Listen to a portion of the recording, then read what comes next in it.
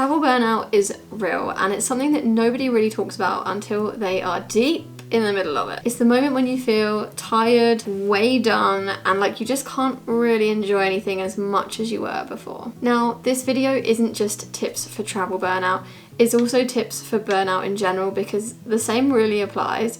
It's the same kind of advice and tips that you can use no matter whether you're traveling or whether you're at home. Now, for me personally, travel burnout occurs when I've been moving around really fast, trying to work at the same time, or just been having loads of like stuff happen at once and just not gotten into some good habits or good routines and kind of just kept going and not stopped. I'm gonna be really honest in this video and tell you about a personal experience. A few months ago, it was my birthday. We were in the San Pedro de Atacama Desert in Chile, and literally in the most amazing spot. We were in an Airbnb. Like, I felt so lucky, so grateful to be there. But at the same time, I was so mentally drained. We'd been on the move for like at least a few months at this point. I'm working like a full-time job, remote working, trying to capture content, and just constantly like moving around. We did a 5-day hike that literally pushed me to the limits. And I think I just always want to do the next thing. I always like look forward to seeing something new, which is totally understandable, but at the same time, we need to prioritize our rest. And I'm just not good at that. So it got to this point when we were in Chile and it was my birthday, and I just couldn't function. I didn't want to go out. I didn't want to do anything. I literally just sat there and cried. Now, this isn't some kind of sob story, and I feel like, and felt at the time, like such an idiot because I was in such an amazing place, but when your mind is just done, you have to rest. Like, you need a break. And like I said, this goes for being at home, this goes for when you're traveling, especially when you're traveling, because there's so many new experiences. You're constantly living out of a suitcase, you're always on the move, and you just need to also bear in mind that you need a moment. You need a hot minute. And that's the thing, it doesn't matter how many amazing things you've done, how many like bucket list moments you've ticked off, like at the end of the day, if your head and your body need a rest, then you need to prioritize rest. So what are the signs to look out for, specifically with travel burnout, but with burnout in general too?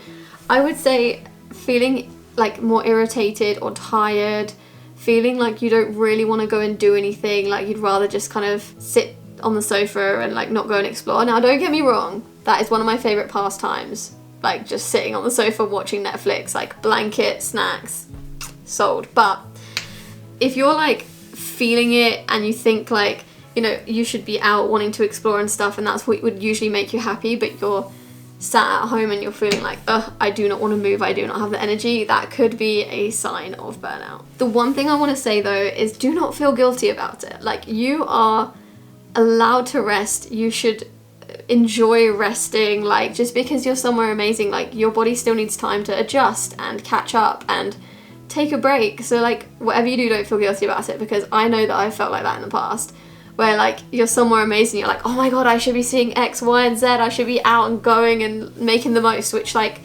don't get me wrong, that's a great attitude to have, but sometimes you do need that minute of like, okay, actually it's fine, like it's fine, I feel like this, and I'm gonna just go and take a break. So traveling slower or exploring a bit slower and taking your time, having like days where you stay in and you don't really do much, like that's totally fine, and you shouldn't feel guilty about it. In fact, I actively encourage it.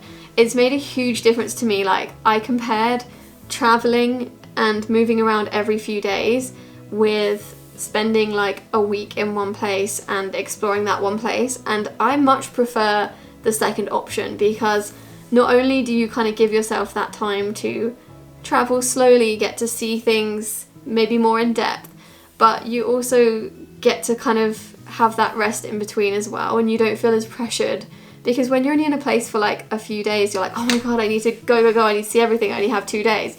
But when you have a week or longer somewhere, you can kind of take it a bit easier and really enjoy the things that you're actually doing, and that really helps to tackle the travel burnout. A couple of things that also help me along those lines is either staying longer in an Airbnb or in a trusted housing opportunity. So for example, with Airbnb, if you do increments of like in weeks, so like, or in months, so like 1 week, 2 weeks, or a whole month, that can actually save you money as well, which I found like some of the discounts are like half the price, which is insane. But obviously it also gives you more time to rest and relax and still see things.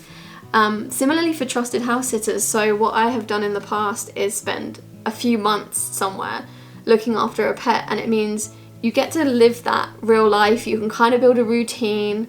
When I was living in Canada, I was like walking the dog by the sea all the time, and I would go and do like Pilates classes and stuff like that, and it kind of felt like you were still getting to see a new place, but you're also experiencing that genuine like day-to-day life, which is really cool as well. So I do massively recommend trusted house sitters, and you can find a discount code in the description below. What's really important to remember is just because you're taking a break, like the adventure doesn't disappear. It just means that when you rest, you can come back more intentional and actually enjoying it a lot more. So some of my top tips to tackle this, burnout in general, travel burnout, being burnt out as a digital nomad. Number one would be to slow down. If you can, try and stay somewhere a bit longer, take it a bit easier, maybe do less that day. Maybe just rest in the morning and then do an activity in the evening. And give yourself permission. Don't feel guilty. It's so easy to feel guilty and think, oh my god, I should be doing this, when in reality, like, in order to enjoy those things, you really need to take a break and just catch up with yourself. Another thing you could do is to create little routines. So like journaling in the morning or going for a walk. Getting outside really helps me. Like I've started running again, running every other day, but also just going for like a walk out in nature and consciously breathing and just taking a minute has made such a big difference, and it's such a small thing to do. Lastly, stop the scrolling. It is so easy to just sit there on your phone thinking I'm taking a rest, when actually your brain is still working 100 miles a minute and you don't really get a proper rest. So read a book or go outside and just have a minute and then reset your mind, and then trust me, you will come back so much better. Let me know in the comments, have you experienced travel burnout before, and do you have any tips? Please comment them below and we can all kind of help each other. And if you want some more travel tips and advice, please do subscribe. I'll be dropping loads of videos once every week, and I will see you in the next one.